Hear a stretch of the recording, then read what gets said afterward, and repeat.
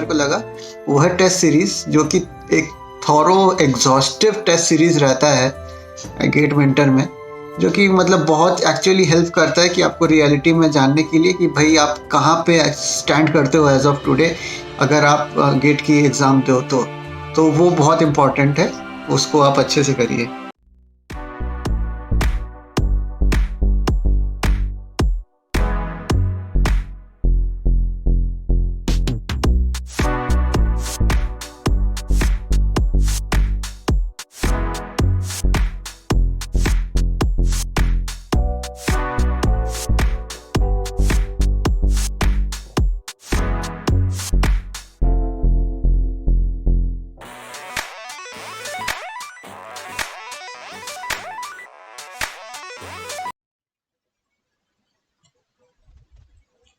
चलिए, कल की क्लास में हमने क्वेश्चन देखा था।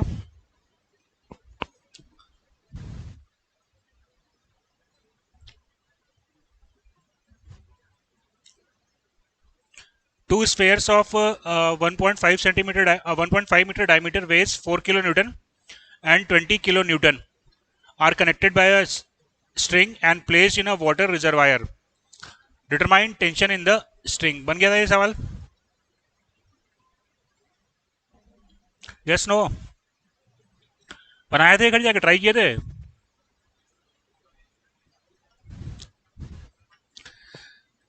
चलो, एक बॉल का डायमीटर कितना है? एक बॉल का डायमीटर जो है वो, तो एक बॉल पे जो बॉयंसी फोर्स आएगा वो मैं पहले निकाल लेता हूं। कितना होगा? रो जी वी। एक बॉल अगर कंप्लीटली वाटर के अंदर जाती है तो उस पर जो बॉयंसी फोर्स आएगा वो हो गया रो जी बी। तो that is rho into g, और वी हो गया आपका pi by 4, sorry 4/3 pi r cube, pi r cube, और आर मेरे को दिया हुआ है 2 स्फेयर्स ऑफ 0.75, 0.75 मीटर, राइट। तो what is the value of F B?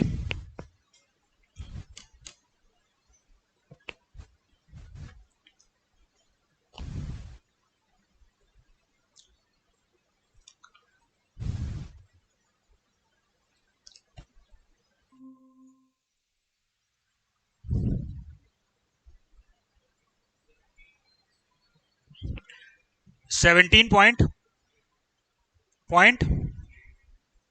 32 kilo newton. एक बॉल पे जो बॉयंसी फोर्स आ रहा है वो आ रहा है 17.32 kilo Newton. Is that clear? यहां तक बच्चों बात समझ में आ रही है? चलिए, अब आप देखो जरा कि मेरे पास दो बॉल है, एक का वेट कितना है? 4 किलो न्यूटन, और दूसरे का वेट कितना है? 20 किलो न्यूटन। ठीक है बेटा, अब जरा आप देखो कि क्या होगा अगर मान लो मैं एक बॉल को प्लेस करता हूं जिसका वेट 4 किलो न्यूटन है, या जिसका इसका वेट मान लो 20 किलो न्यूटन है, तो क्या होगा इस बॉल के साथ में? इसका वेट 20 किलो न्यूटन है ना, इसको अगर मैं डाल देता हूं तो क्या होगा इस बॉल के साथ में? ये डेफिनेटली सिंक करेगा, करेक्ट है। और दूसरी बॉल जिसका वेट 4 किलो न्यूटन है, उसके साथ में क्या होगा? हाँ, वो बॉल फ्लोट करेगी, थोड़ा सा वो वाटर को डिस्प्लेस करेगी, इतना वाटर डिस्प्लेस करेगी कि बॉयंसी फोर्स 4 किलो न्यूटन के बराबर हो जाए, और वो फ्लोट करेगी। Is that clear? लेकिन अभी क्या हो रहा है, अभी ये दोनों बॉल जो है वो आपस में एक रस्सी से कनेक्टेड है, करेक्ट है। तो ये वाली बॉल तो पूरी की पूरी नीचे आ जाएगी, और ये बॉल का कुछ परसेंटेज अंदर आएगा। तो अरेंजमेंट मेरे को क्या मिलेगा?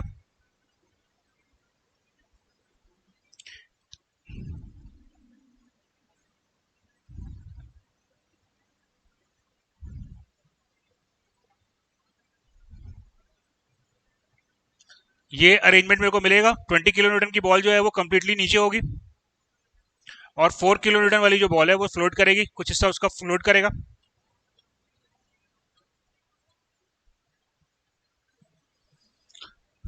राइट। चलिए अब मेरे को निकालना है कि ये रस्सी में टेंशन कितना आएगा। तो ये बॉल का वेट है 20 किलो न्यूटन, करेक्ट है। इसका अपन फ्री बॉडी डायग्राम बना लेते हैं। इस बॉल का अपन फ्री बॉडी डायग्राम बना लेते हैं। इस बॉल का अगर अपन फ्री बॉडी डायग्राम बनाएंगे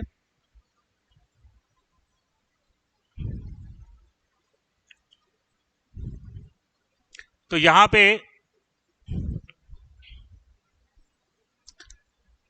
इसका वेट mg जो है वो डाउनवर्ड डायरेक्शन में आएगा, राइट। और क्या होगा, fb अपवर्ड डायरेक्शन में जाएगा एंड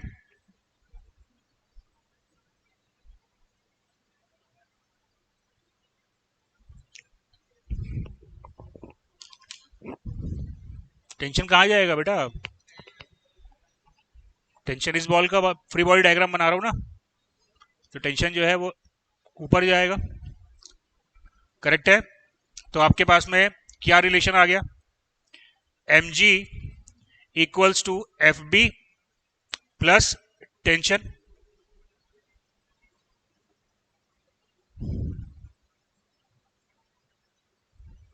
राइट।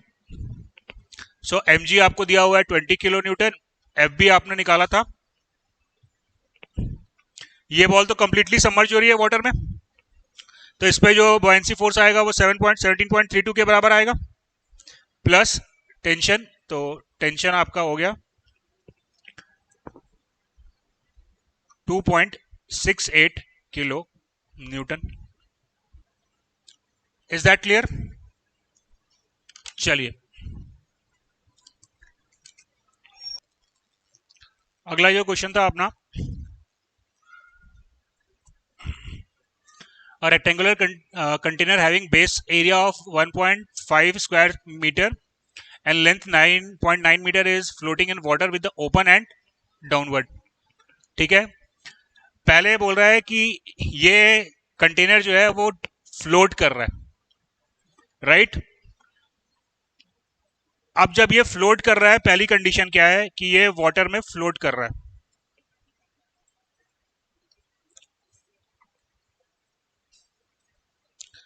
फर्स्ट कंडीशन में ये वाटर पे कंटेनर मेरा फ्लोट कर रहा है।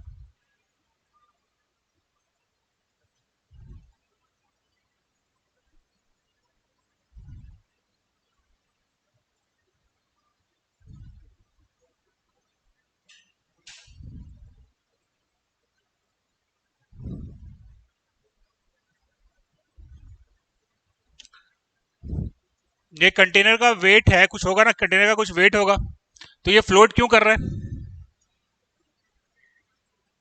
बॉयंसी फोर्स क्यों आएगा।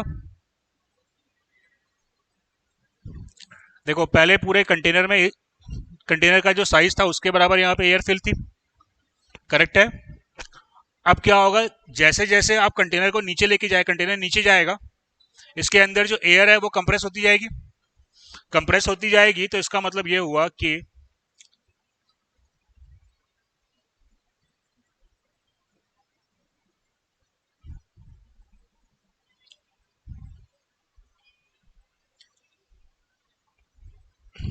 वाटर सरफेस का जो मेरे को लेवल मिलेगा वो कंटेनर के अंदर और कंटेनर के बाहर अलग अलग मिलेगा, राइट। चलिए अब आपको क्वेश्चन में दिया है कि जो वाटर सरफेस का डिफरेंस है वो कितना दिया हुआ है, वाटर सरफेस का जो डिफरेंस है वो 0.1 मीटर का है। आपको इसका वेट निकालना है, what will be the wait.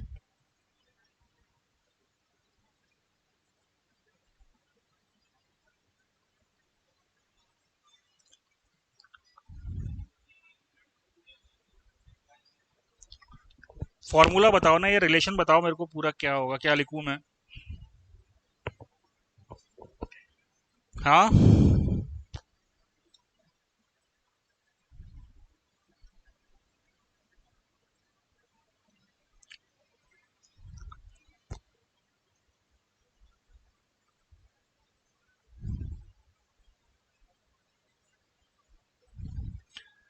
Buoyancy force किस, भाई ये क्यों नहीं नीचे जा रहा, क्योंकि बॉयंसी फोर्स और वेट इसका इक्वल है, राइट। और कितना बॉयंसी फोर्स लग रहा है इसमें, आप लोग यार बहुत धीरे काम कर रहे हो। हाँ, what is V, area of the tank कितना दिया है, 1.5 स्क्वायर मीटर, तो इंटू 1.5 स्क्वायर मीटर एरिया हो गया, area multiplied by length, and what is the length, point. यार तुम लोग दिमाग का बिल्कुल भी इस्तेमाल नहीं कर रहे हो, पता है। बॉयंसी फोर्स कितना होता है, जितना वाटर डिस्प्लेस हुआ है, जितना वाटर का वेट डिस्प्लेस हुआ है उसके बराबर बॉयंसी फोर्स आएगा ना। तो वाटर कितना डिस्प्लेस हुआ है, ये एरिया तो डिस्प्लेस हुआ है ना वाटर का, ये एरिया डिस्प्लेस हुआ है ना, तो क्या होगा, multiplied by 0.1, that is the weight of the container. कितना आया,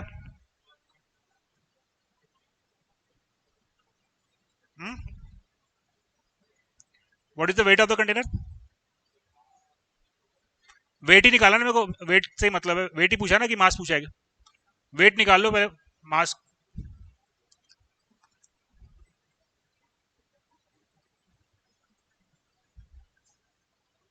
कितना आया, 1 weight of the container is 1.47 kilo Newton.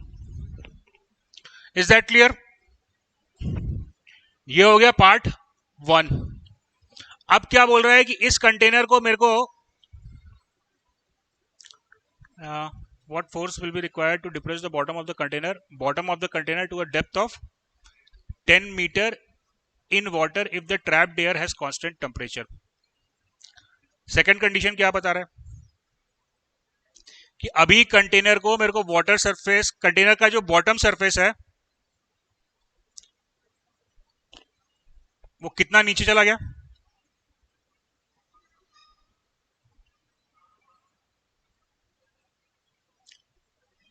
ये इसकी जो बॉटम, ये डिस्टेंस मेरे को दिया हुआ है 10 मीटर।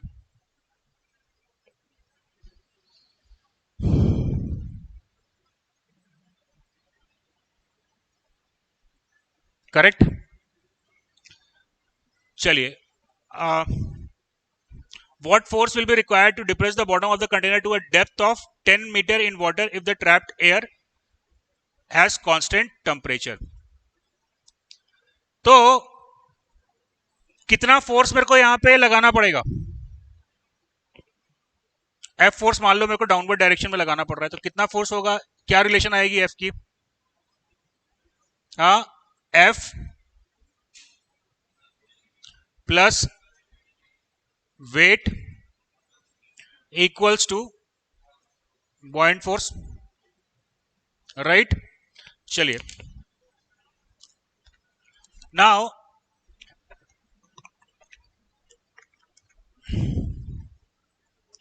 एफ मेरे को निकालना है, डब्ल्यू मेरे को पता है, बॉयंट फोर्स अब मेरे को कैलकुलेट करना है, करेक्ट है। क्या होगा बॉयंट फोर्स,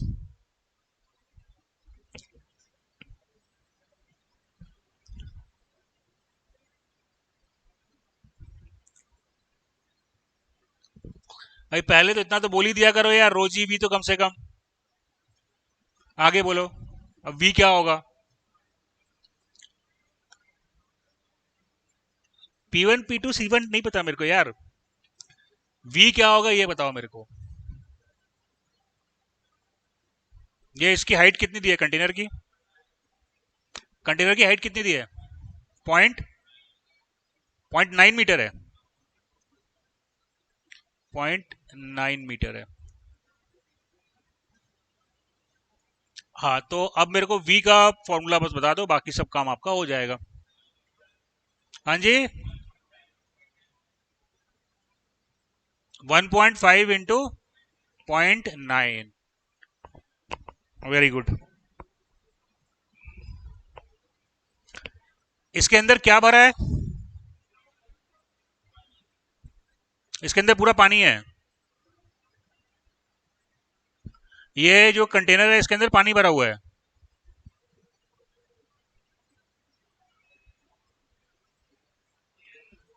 भैया पानी भरा होता तो इसमें बॉयंट फोर्स लगता ही क्यों? बॉयंट फोर्स क्यों लग रहा है? क्योंकि इस कंटेनर के अंदर एयर भरी हुई है। 0.9 मीटर तक एयर भरी थी जब कंटेनर फ्री सरफेस पे था। अब जैसे जैसे तुम नीचे जाओगे एयर कंप्रेस होगा, तो अब यहां पे जो हाइट मेरे को मिलेगी वो 0.9 नहीं रहेगी, that will be H.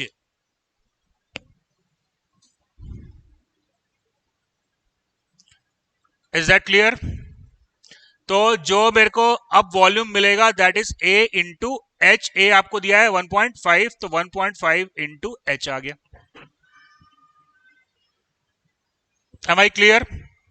Now the question arises, how would you calculate the value of H?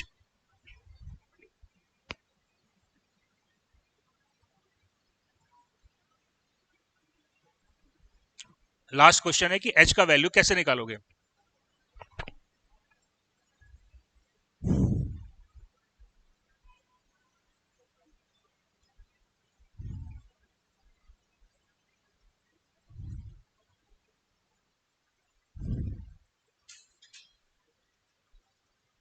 Hint question में आपको दिया हुआ है, if the trapped air has constant temperature. अब तो बता दो मेरे भाई।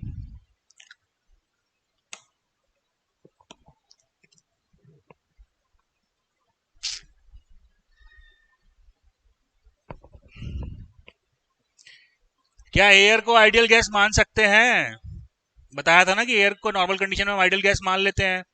अब हाँ, तो अब क्या बोल रहा है कि टेम्परेचर कांस्टेंट है, यानी कि P1 V1 equals to P2 V2 मिलेगा।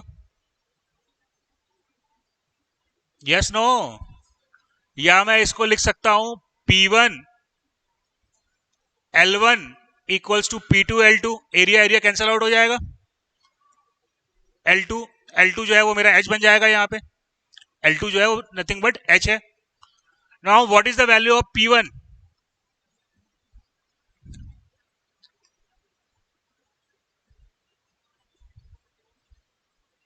हाँ,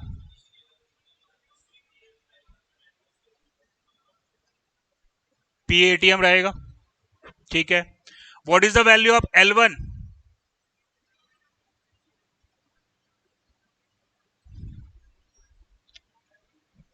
भैया जब आप सरफेस पे हो, P1 अपन जब देख रहे हैं, जब अपन सरफेस पे थे, तो L1 का वैल्यू क्या आएगा? 0.9 आएगा।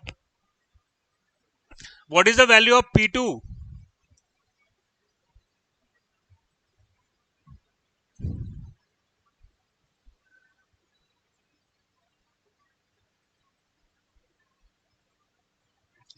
ये आपका डिस्टेंस है पॉइंट, ये डिस्टेंस आपका कितना हो जाएगा? 9.1। यहां से यहां तक का डिस्टेंस 9.1 मीटर। करेक्ट है। 9.1 प्लस एच, तो P2 प्रेशर क्या होगा?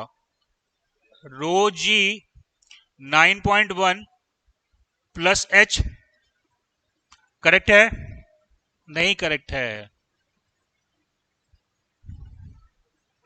P2 मैंने गलत लिखा है, इसको करेक्ट करो।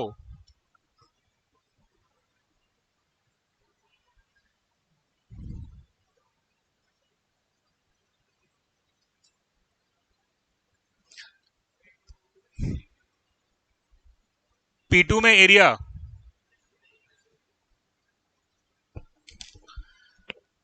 P2 मैंने लिखा है रो जी 9.1 प्लस एच।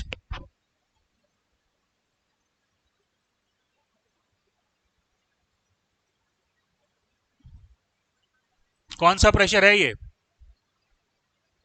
एब्सोल्यूट प्रेशर है या गेज प्रेशर है?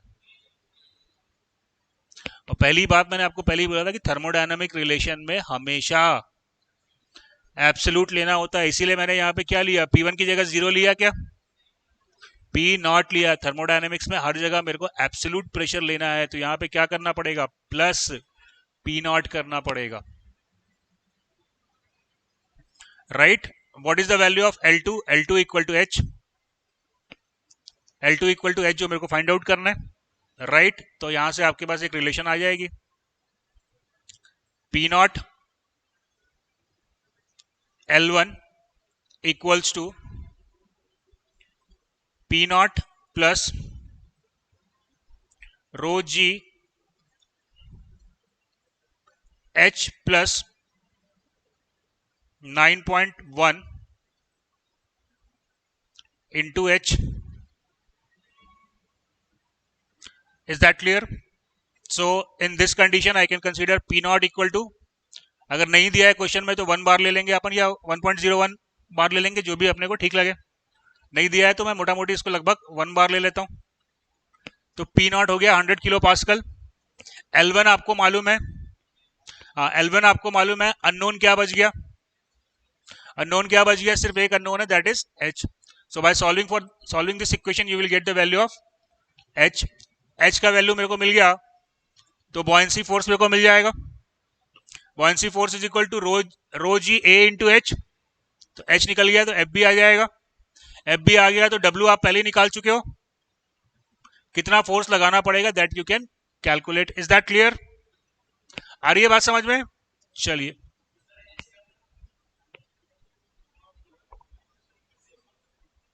ऐसे कंफ्यूज होता रहेगा तो कैसे काम चलेगा रे भाई. ये हाइट है H. पहले 0.9 मीटर तक एयर भरी थी जब कंटेनर सरफेस पे था. जैसे जैसे तू उसको अंदर लेके जाएगा तो एयर का लेंथ क्या होगा? कम होता जाएगा. तो जब अपन फाइनल पोजीशन पे पहुंचे, फाइनल पोजीशन मेरी क्या थी कि ये वाली लाइन जो है वो फ्री सरफेस से 10 मीटर नीचे आनी चाहिए. उस समय जो एयर का लेवल था वो H था. करेक्ट है? तो ये एयर है. अब जितना एयर डिस्प्लेस होगा, सॉरी, एयर जितना वाटर को डिस्प्लेस करेगी, एयर जितने वाटर को डिस्प्लेस करेगी उतने वाटर के वेट के बराबर बॉयंसी फोर्स लगेगा. तो बॉयंसी फोर्स क्या हो गया? Rho g V. Right. What is V? Area of the tank multiplied by the final length of air, that is H. तो ये तुम्हारा बॉयंसी फोर्स आ गया. राइट. अब अपने पास में क्या है? P1 V1 equal to P2 V2. That I can write. A से A कैंसिल आउट हो जाएगा. P1 L1 equal to P2 L2. Right. P1 equal to P2 equal to, हाँ तो बताओ ना क्या रिलेशन आएगा P2 का?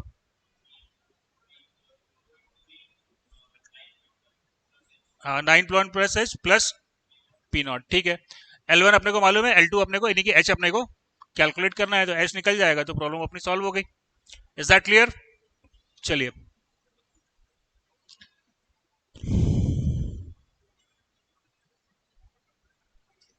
the next topic is stability of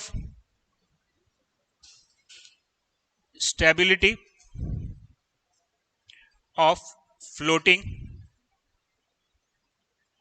body. Stability of floating body.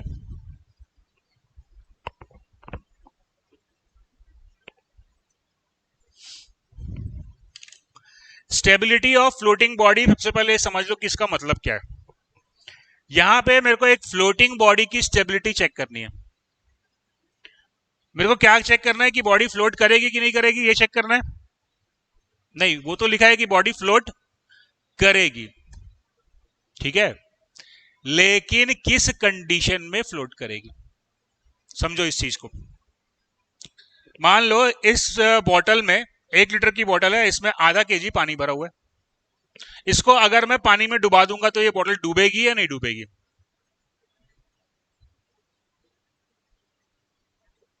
यही डिसाइड कर लो पहले, डूबेगी कि नहीं डूबेगी. डूबेगी मतलब वो नीचे चली जाती जाएगी. नहीं डूबेगी मतलब फ्लोट करेगी.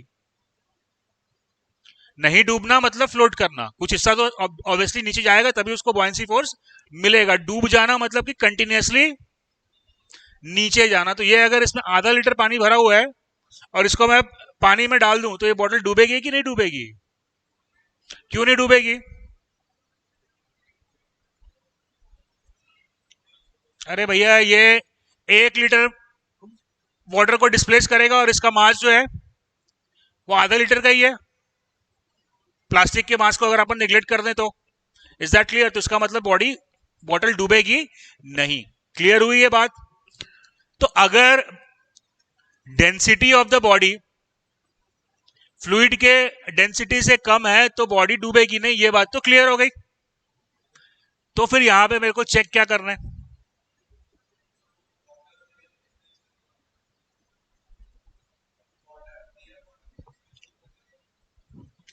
वो तो यार जितना उसका वेट होगा उसके बराबर वॉइड को डिस्प्लेस करेगा, ये भी नहीं चेक करना मेरे को।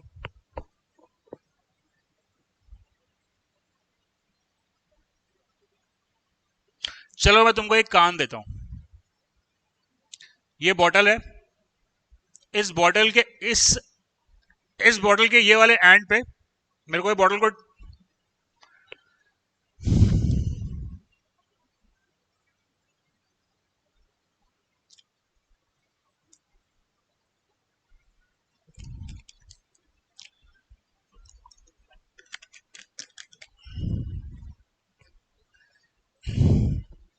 ये बॉटल के ये वाले एंड पे मेरे को एक दिया रखना है।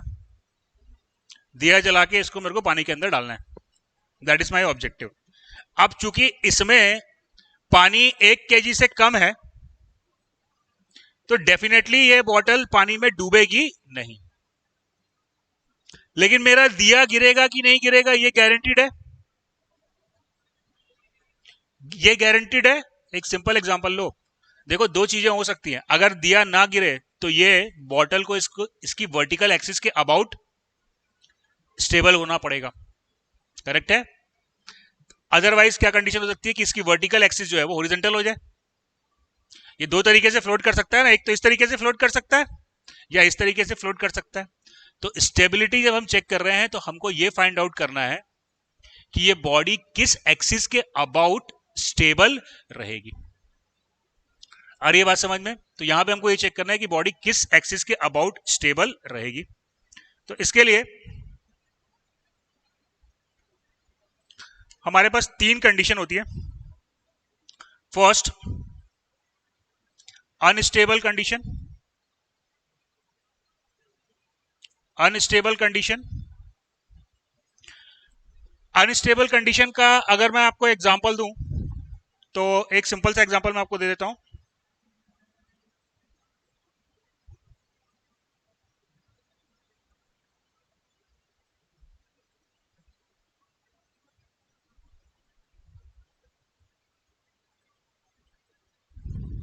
ये एक स्फेयर है।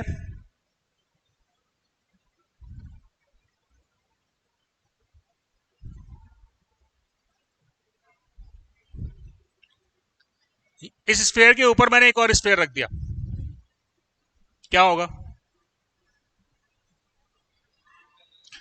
अगर आप थोड़ा सा भी डिस्टर्बिंग फोर्स लगाओगे, हाउ माइन्यूट इट इज, तो इसकी टेंडेंसी क्या होगी? जिस पोजीशन पे ये था वहां से दूर जाने की टेंडेंसी रखेगा, वहां से दूर जाने की टेंडेंसी रखेगा। बात समझ में आ रही है? क्या होगा अगर मैंने थोड़ा सा भी फोर्स लगाया तो इसकी टेंडेंसी अपनी पोजीशन से दूर जाने की होगी। जहां था वहां से दूर ही जाने का ये प्रयास करेगा। तो इसको हम कहते हैं अनस्टेबल कंडीशन। राइट? दूसरा कंडीशन होता है न्यूट्रल कंडीशन।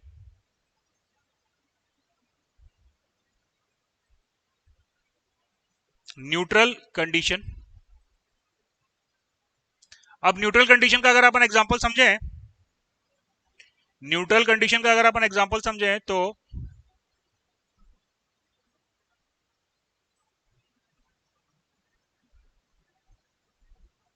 यहां पे अगर मैंने एक फ्लैट सरफेस पे एक बॉल रखी है, इस पे अगर मान लो ये पोजीशन इसकी वन पे थी, इसको डिस्प्लेस करने के लिए मैंने एक फोर्स लगाया। ठीक है? फोर्स को अगर मैं रिमूव कर लेता हूं तो बॉल की टेंडेंसी क्या होगी? जहां थी वो ना उससे दूर जाने की कोशिश करेगी ना उसकी पोजीशन पे आने की कोशिश करेगी। तो इसको हम कहते हैं न्यूट्रल कंडीशन। और तीसरा हो गया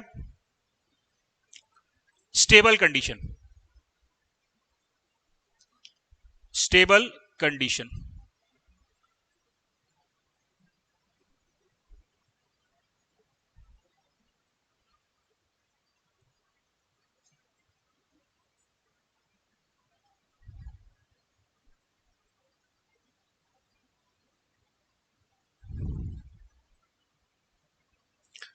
अभी ये जो बॉल है, इसको अगर आप अपनी पोजीशन से डिस्प्लेस करते हो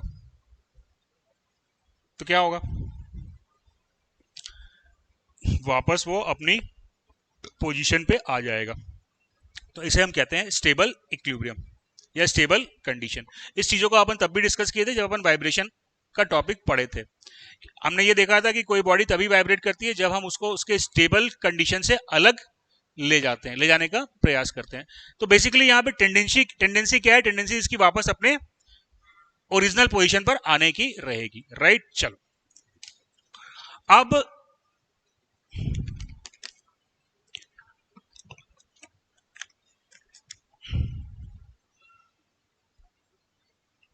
मेरे को फाइंड आउट करना है stability of the floating body. Body अगर फ्लोट कर रही है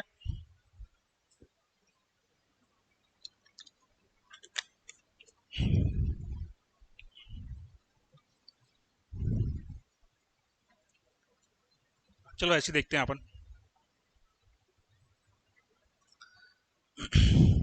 फिगर इसका मेरे को बेसिक फिगर बना के मैं आपको समझाने की कोशिश करता हूँ। फिगर मिला नहीं मेरे को इसका।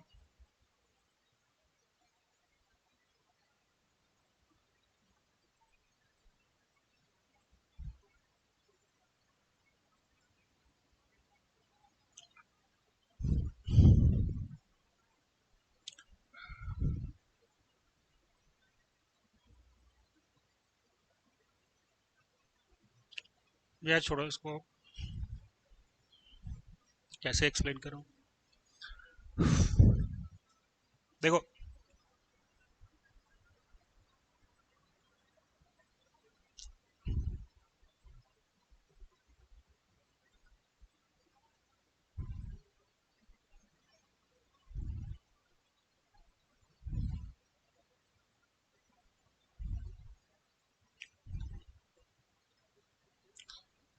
दोस्तों, ये एक बॉडी है जो कि वाटर में फ्लोट कर रही है, राइट। इसकी हाइट h है, राइट। अब मैं यहां से एक पॉइंट, यहां पे एक पॉइंट ले लेता हूं O। इस पॉइंट का पॉइंट O से सेंटर ऑफ ग्रेविटी कितने डिस्टेंस पे आएगा? सपोज ये सिलेंडर है, तो पॉइंट O से इसका सेंटर ऑफ ग्रेविटी कितने डिस्टेंस पे आएगा? कितने डिस्टेंस पे आएगा? यहां से आएगा h/2 के डिस्टेंस पे। यहां पे इसका मेरे को सेंटर ऑफ ग्रेविटी मिलेगा, right. O G is equals to मेरे को मिलेगा h/2, राइट। अब do you know what is the centre of buoyancy?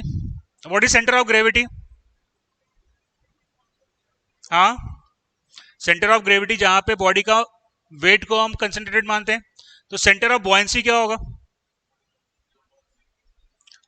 कहां पे आएगा वो? सेंटर ऑफ बॉयंसी कहां पे आएगा? हाँ हाँ, अगर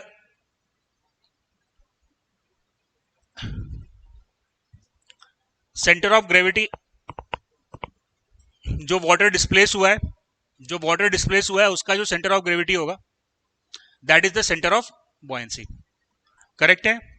तो ये h/2 डिस्टेंस पे मेरे को मिलेगा सेंटर ऑफ ग्रेविटी, और यहां पे मैं इसका सेंटर ऑफ बॉयंसी ले लेता हूं B, करेक्ट है।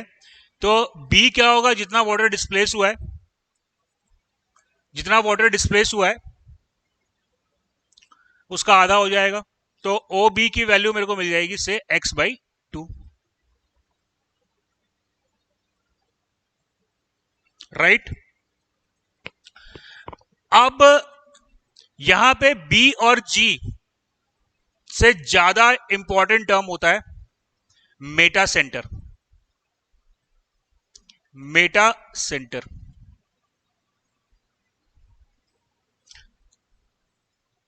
Line joining,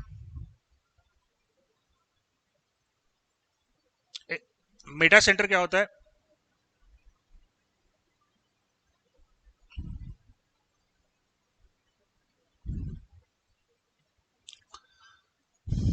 Meta centre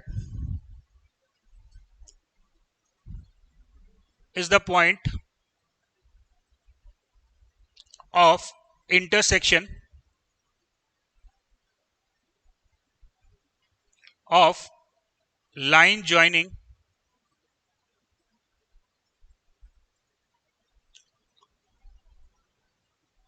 B and C. What is B? Center of line joining B and C and vertical from new center of buoyancy. New centre of buoyancy, new centre of buoyancy. अब इसको अपन समझते हैं अपन क्या लिखे हैं। देखो हमको यह चेक करना है कि अगर हम बॉडी को डिस्प्लेस करते हैं तो क्या उसको वापस अपनी पोजीशन में आने की कैपेबिलिटी रहेगी या नहीं रहेगी। तो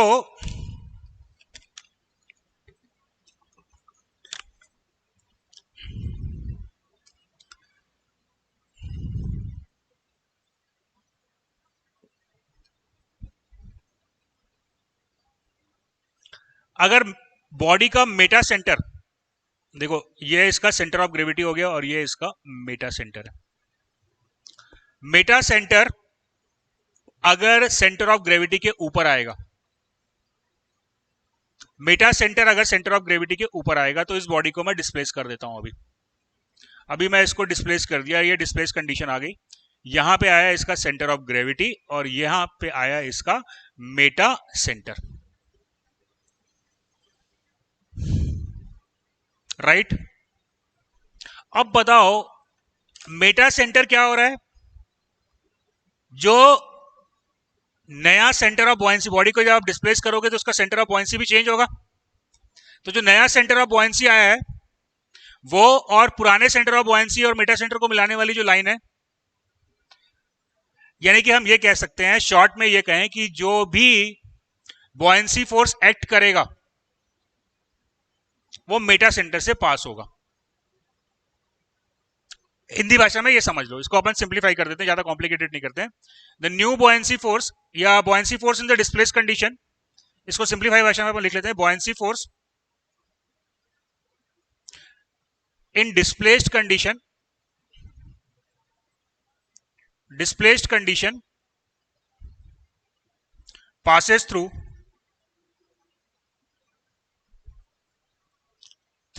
meta center, मेटा सेंटर।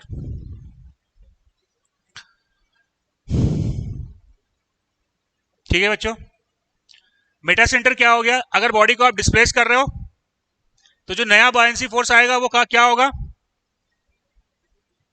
नया बॉयंसी फोर्स जो आएगा वो मेटा सेंटर से पास होगा, करेक्ट है। अब ये बताओ कि ये जो कंडीशन है इसमें बॉडी स्टेबल है या अनस्टेबल है?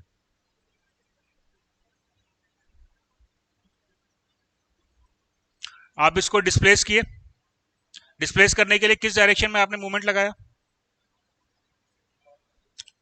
क्लॉकवाइज डायरेक्शन में आपने मूवमेंट लगाया, करेक्ट है। अब जब आप बॉडी को डिस्प्लेस कर रहे हो तो क्या कोई मूवमेंट प्रोड्यूस होगा? अब यहां पे आपका लग रहा है एफ बी और यहां पे लग रहा है, यहां पे लग रहा है क्या? Wait, right. क्या इफेक्ट होगा इसका? यहां से वेट पास हो रहा है, यहां से बॉयंसी फोर्स पास हो रहा है, ये डाउनवर्ड है या अपवर्ड है, क्या इफेक्ट हो रहा है इसका, तो क्या होगा बॉडी के साथ में, वापस अपनी पोजीशन पे आ जाएगी। तो स्टेबल हुआ या अनस्टेबल हुआ, ये कंडीशन क्या हुई आपकी, स्टेबल, राइट। अब दूसरा कंडीशन देखो, जब आपका Meta centre centre of gravity के नीचे आ रहा है,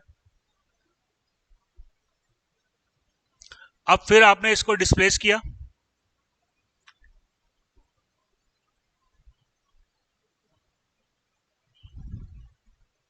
किस डायरेक्शन में मूवमेंट लगाया आपने, क्लॉकवाइज डायरेक्शन में मूवमेंट लगाया। सी पे क्या ऐड करेगा, वेट डाउनवर्ड डायरेक्शन में, एम पे बॉयंसी फोर्स, क्या इफेक्ट प्रोड्यूस हुआ, सेम डायरेक्शन में आ गया। Is that clear. तो ये कंडीशन क्या हो गई, unstable.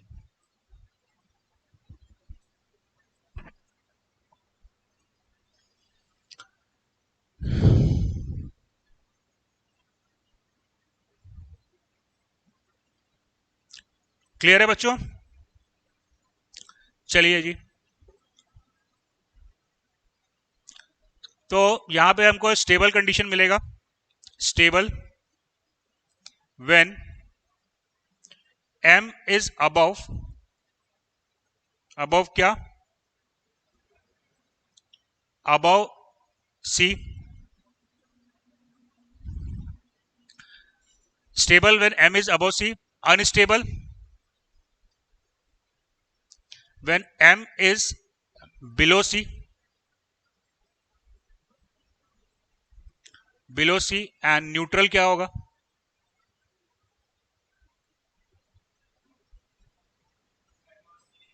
m and c lies at same point.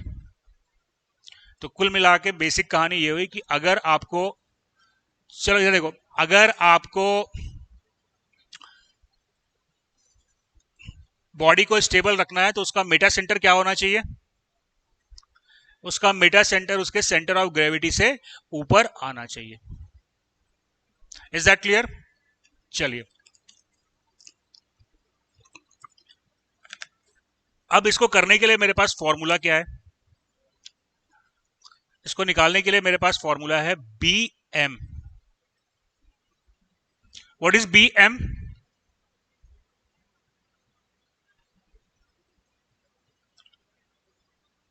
What is B M, ना ना बेंडिंग मोमेंट नहीं है, बी यानी कि centre of buoyancy, M is meta centre. तो this is the distance between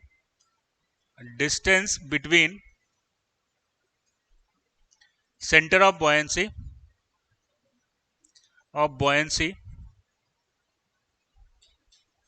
and meta center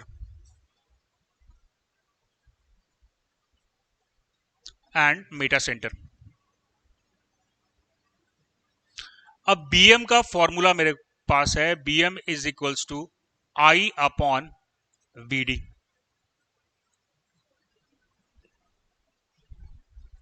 bm equal to I upon vd। I, the moment of inertia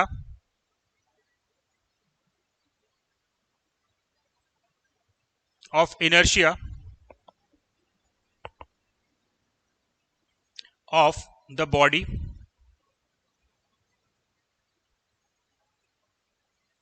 at the free surface,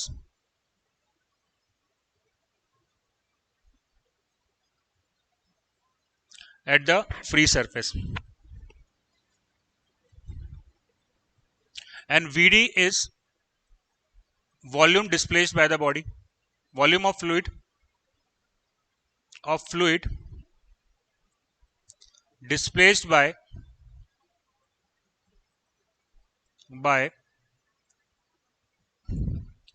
the body। जितना fluid का volume displace किया है वो मेरे को यहां पे लिखना है।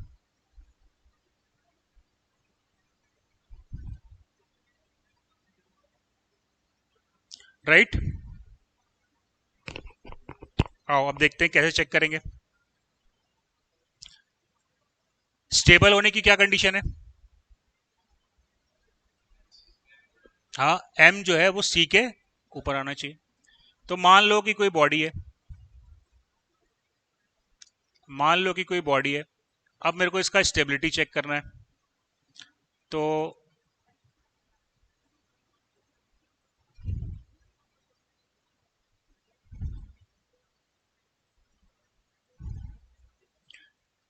इसके लिए क्या करेंगे हम? सबसे पहले इसके बॉडी के बेस पे एक रेफरेंस पॉइंट ले लो। अच्छा, यहाँ पे मैंने आपको एक चीज बोली थी कि ये जो आपको मोमेंट ऑफ इनर्शिया निकालना है वो एट द फ्री सरफेस निकालना है। इसका मतलब क्या हुआ कि मान लो कोई बॉडी है जिसका कि क्रॉस सेक्शन कांस्टेंट नहीं है। मान लो कि कोई क्यूब है, सॉरी, मान लो कि कोई कोनिकल बॉडी है। तो इसका मोमेंट ऑफ इनर्शिया क्या होगा? हर जगह पे अलग अलग आएगा। तो इसका मोमेंट ऑफ इनर्शिया आप कहां पे निकालोगे? इसका मोमेंट ऑफ इनर्शिया आप ये वाले एरिया पे निकालोगे जो कि फ्री सरफेस पे होगा। अलग अलग एरिया है ना, तो कौन से एरिया पे निकालेंगे? जो कि फ्री सरफेस पे जो एरिया अवेलेबल होगा उस एरिया पे अपने को मोमेंट ऑफ इनर्शिया कैलकुलेट करना है। Am I clear up to this point? चलिए, अब सबसे पहले आप क्या करो कि एक रेफरेंस पॉइंट मान लो ओ, राइट। ओ के ऊपर कौन सा पॉइंट आएगा? जस्ट ऊपर।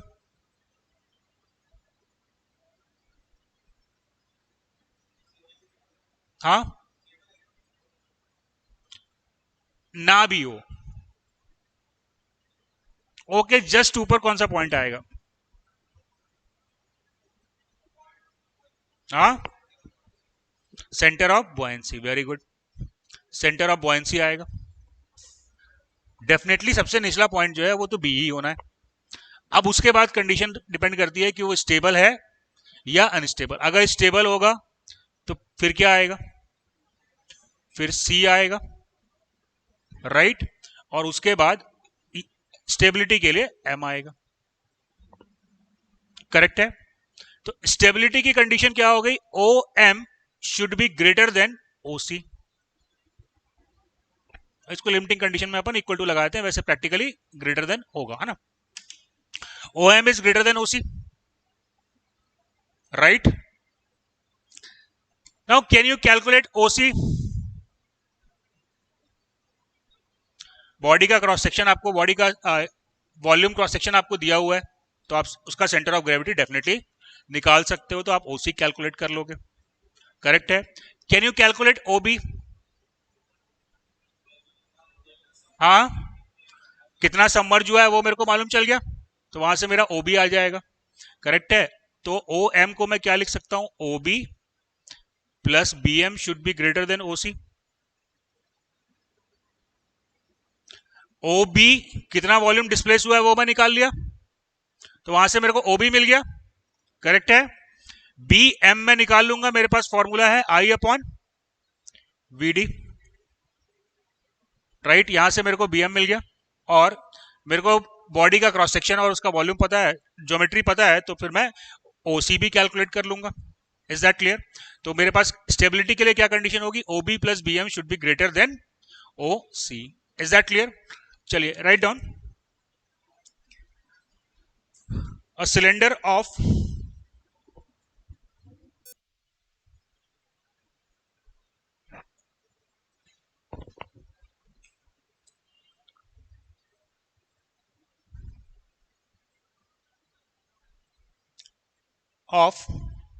diameter d and height h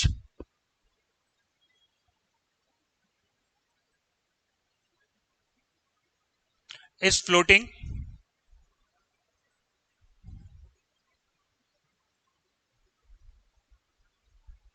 is floating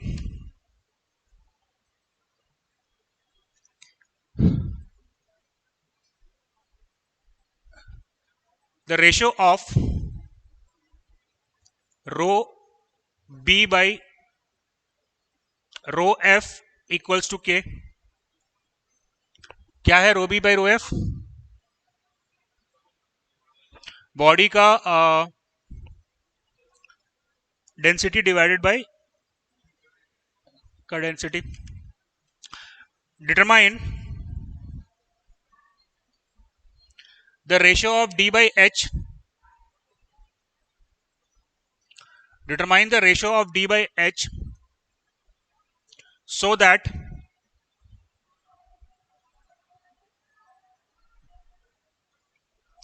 the cylinder will be stable. Cylinder will be stable while its axis is vertical. While its axis is vertical. तो एक cylinder vertical axis में float कर सके उसके लिए D by H का ratio आपको calculate करना है. फटाफट निकालिए.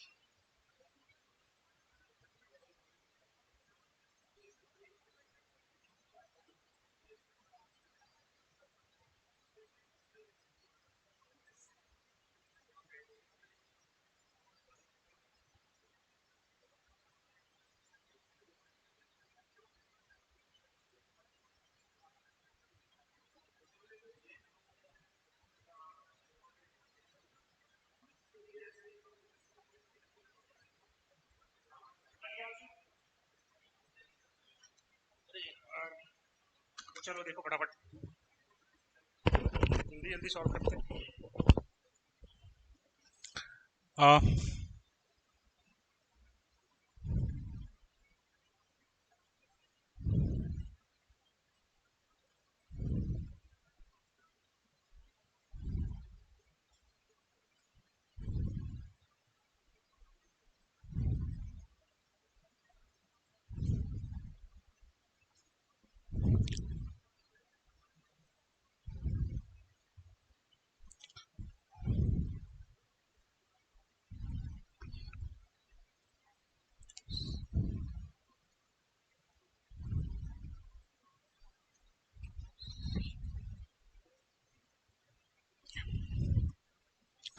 इसकी हाइट आपको दी हुई है h.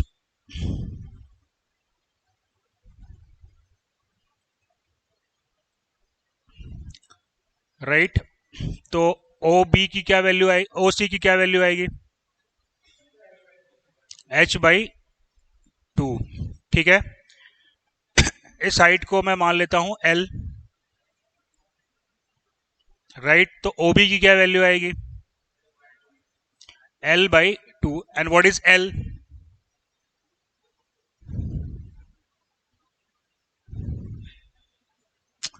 क्या कैसे निकालूंगा l.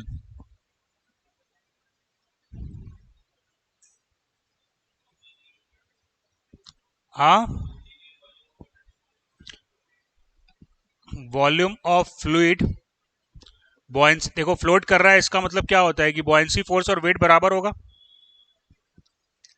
राइट. बॉयंसी फोर्स कितना आया, rho of fluid g into A into L.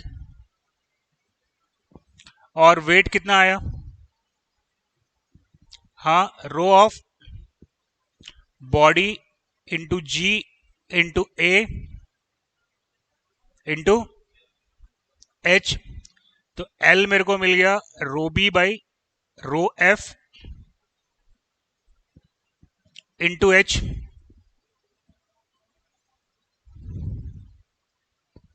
Right. आ रही है बात समझ में? तो rho B by rho F आपको दिया हुआ है इक्वल टू के, तो एल आपका आ गया के इंटू एच, तो ओ बी आ गया आपका के एच बाई 2।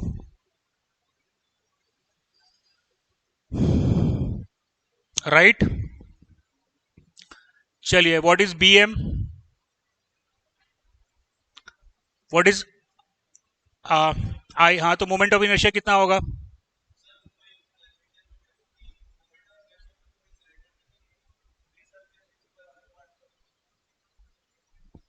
बेटा moment of inertia cross section का लेते हैं ना, moment of inertia cross section का लेते हैं ना, तो उसका क्रॉस सेक्शन कितना है? पाई बाई 4 डी स्क्वायर ना। तो क्या होगा moment of inertia? Pi D to the power 4 by 64।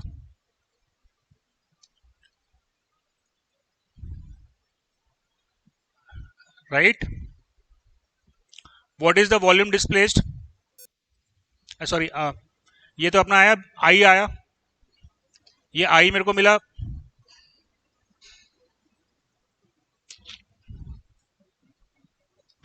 आई मेरे को मिला pi D to the power 4 divided by 64। Right. What is V D?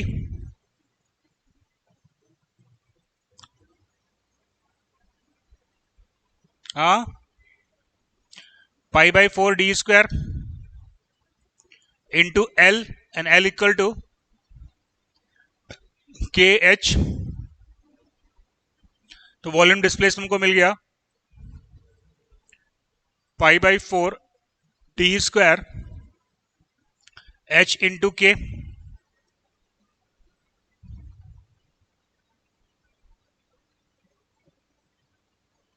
Right. So now B M equals to I upon volume displaced,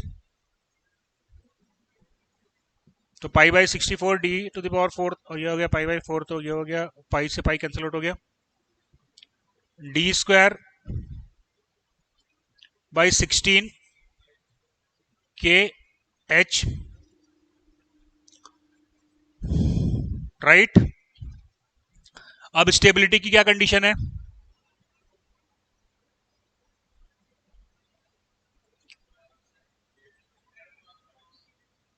तो क्या condition लिखूं यार? O B plus B M must be greater than O C. O B है आपका K H by 2, K H by 2 plus B M आया आपका D square by 16 K H should be greater than H by 2। Right. तो पूरी equation को अपन H से divide कर लेते हैं, या डी बाई एच का रेशियो निकालना ना मेरे को।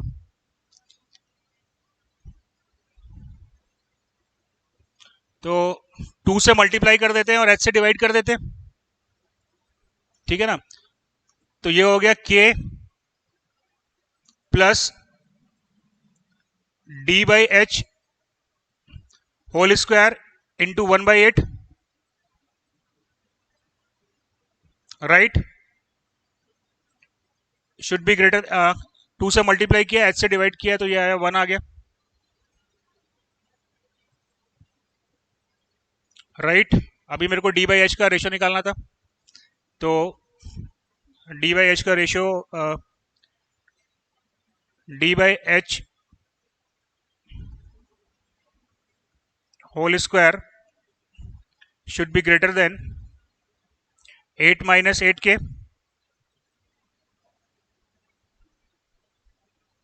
राइट। Yes no?